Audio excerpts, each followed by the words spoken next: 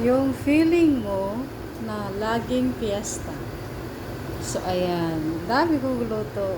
'Di ba? Para mas mabilis ang luto, kailangan mong pagsabay-sabayan para hindi ka mahirapan mamayang tanghali.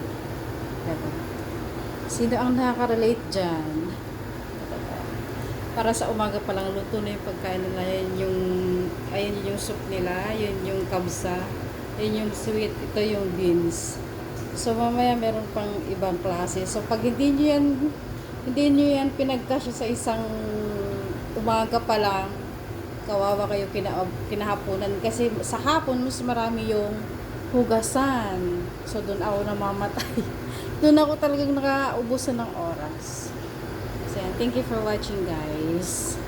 Alam ko kung sino makaka-relate dito is like me. Tagaluto.